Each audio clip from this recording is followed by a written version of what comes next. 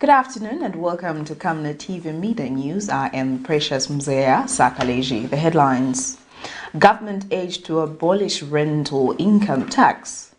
Vice President MUTALE NALUMANGO justifies investigations on the former First Lady. Details coming through after this commercial. Team, the trajectory of the business looks very positive, and it looks like we'll be able to launch the ministry. There's so much data. Mom. Yes, baby. It says here, global warming and climate change is caused by the pollution from careless activities of human beings. Wow! Son, do you know I can turn my phone into a TV remote? How's that possible? It's so easy. Check this out. Be smart, be fast with mega data from ZAMTEL. Get your 15 GB mobile data for only 100 kwacha, 30 GB mobile data for only 200 kwacha, and your 70 GB LTE data bundle with free Netflix, YouTube, Facebook, and WhatsApp. Visit our Facebook page, website, or service centers countrywide for more information. ZAMTEL, your digital lifestyle partner. In other media news, in detail, a state witness has told the Lusaka Magistrates Court that her grandson, who was allegedly stolen at the University Teaching Hospital 6 days after his birth, was found in Kabanana compound by officers from Kawata Police Station.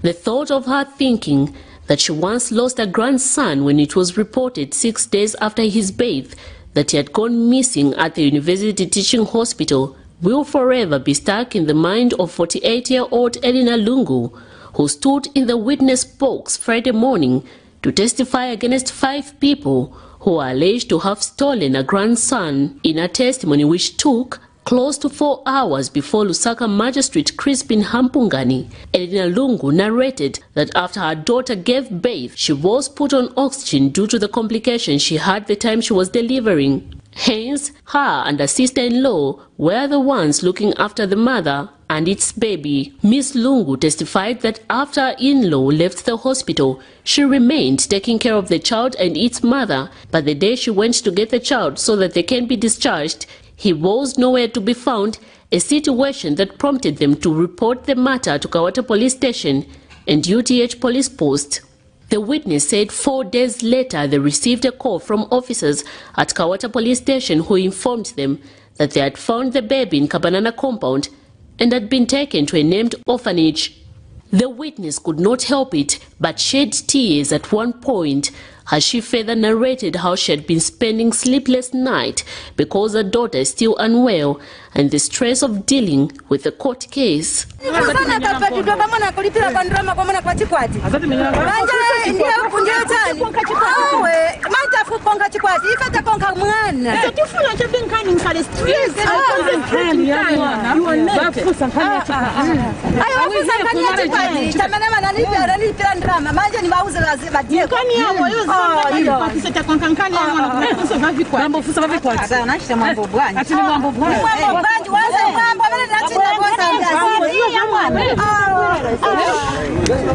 This is 28-year-old Precious Kunika, a judiciary officer who is among the people accused of stealing the same baby at UTH from its mother on the mature day. The day of the offense is alleged to have occurred. She has been jointly charged with 41-year-old Nelly Kasolo, a nutrition demonstrator at UTH, 37-year-old Emily Ho, also a nutrition demonstrator at UTH, 42-year-old Rebecca Mkandawire, a maid at UTH, and Grace Seseka with 1 count of theft, contrary to Section 171A of the Penal Code, Chapter 87 of the Laws of Zambia. One of the accused persons, Grace Seseka, is also facing a charge of harboring a child, charges which they have all denied before court. According to a statement that the police had earlier issued before the case was taken to court, it is said that 2 weeks after Miss Precious Kunika, the judiciary officer delivered but unfortunately lost her child, a theft was staged to compensate for her loss. It is alleged that it was at this stage Miss Kunika was allegedly assisted to steal the said baby. The matter comes up on the 28th of July 2022 for continued trial. Miriam Kaimba reporting for Camnet TV News. In other news, Solwezi Magistrate Tamara Kakusa has relocated the defamation of the president case that Opposition Patriotic Front chairperson for information, Raphael Nakachinda, is facing before her back to Lusaka on ground that she has no jurisdiction to hear the case. It seems both defamation of the president case that Opposition Patriotic Front chairperson for information, Raphael Nakachinda, is facing will be tried in Lusaka following a ruling delivered by the Solwezi Magistrate Court Friday morning that it has no jurisdiction to preside over the case as it is alleged to have been committed in Lusaka. Mr. Nakachinda was recently arrested for defamation of the president on allegation that he had issued derogatory tribal remarks against the Tonga people and was taken to Solwezi for trial. However, in the last court session, his lawyers had challenged the jurisdiction of the court to try a matter when the alleged offense was committed in Lusaka. In a ruling this morning, Magistrate Tamara Kakusa agreed with the defense submission, stating that she has no jurisdiction and therefore transferred the matter to the Chief Resident Magistrate in Lusaka for reallocation. Meanwhile, Mr. Nakachinda was supposed to appear before Lusaka Magistrate Jennifer Wadia this morning for another defamation of the president case. Apparently, he was unable to do so due to the fact that he was before the Solwezi subordinate court. The defamation case before the Lusaka's Magistrate Court, the outspoken politician is facing is said to have alleged that Republican President Hakainde Hichilema was summoning judges at his private residence, intimidating and coercing them to frustrate Patriotic Front party legal battles, an allegation which he has denied. He is expected to appear before Magistrate Walia soon, where trial has even commenced, with one witness already on stand. Miriam Kaimba reporting for Camnet TV News. The Vice President, MUTALE NALUMANGO, says there is no malice in the fight against corruption and the Drug Enforcement Commission acted correctly by instituting investigations of the 15 houses in State Lodge area of Lusaka. Responding to Shuangandu Member of Parliament, Stephen Kampyongo, during the Vice President question and answer time, Mrs. NALUMANGO says DEC needed to verify the identity of the person before summoning him or her, hence seizing the property for basic investigations.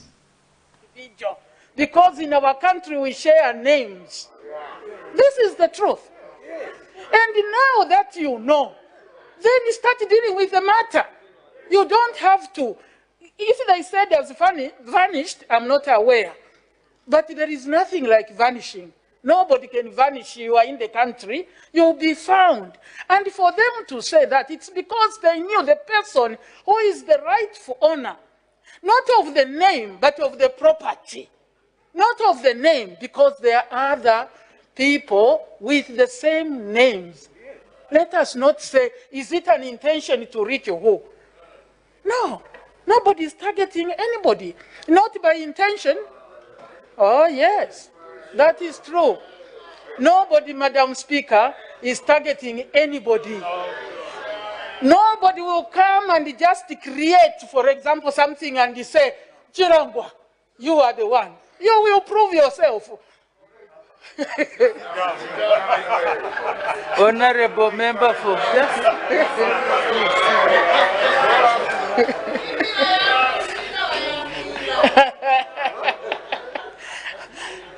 Honorable Madam Speaker, this is the truth of the matter. Let us relax. Let us relax as a nation. This government means well. No. I don't want to start talking too much. I think I need to have a private meeting with this one. What is happening in the country? Who do you want to be followed? Me? I have nothing. I am not. Listen, I am not carrying any animal on my shoulder for anything. A man of Lusaka's Chainda compound has lamented what he terms as high taxation imposed on citizens in order to cushion the high cost of living. Speaking to Camnet TV, Brian Sakala says he survives on rental income from his small house business, which is not enough to sustain his family owing to the high cost of living. The rising cost of living has put many families across the country at a disadvantage, as many are failing to meet their daily expenses. One such a family is for Brian Sakala, 49, of Lusaka's Chainda compound, who laments that life has become unbearable as more and more prices of commodities keep scaling up. In an interview with Camnet News, he says it has become a daily challenge for him to meet his expenses. He says with the high cost of living, government should consider reducing the number of taxes imposed on citizens as a measure to cushion the high cost of living for many people in this compound. Ground rentals ndaripira kwati nishinga kali yakora muri nefukwa cha 50 ngwe mwana basi so it is too difficult nangu imuti mwana shani 450 stepa mara 800 kwacha stepo unga stepo nani then actually change umwana nani already daka juice already datuma socks then twali ku cancel futi kangani shinga kule tulipira ku cancel ground rent ndalipira kule na kwenda. Meanwhile, a business expert, Clive Chirwa, says Zambia stands a better chance to grow the economy if government can consider reducing taxes imposed on ordinary citizens and increase the taxes on the mining sector. He also went on to say that the key to employment and wealth creation is you have to innovate and become productive, because that's exactly what it is. You cannot have employment if there's no productivity and there's no what? Innovation. All these tools actually create the capability of making sure that we move forward and we start delivering on those particular things. Messi Chanika reporting for Camnet TV News in Lusaka. Government urged to abolish rental income tax.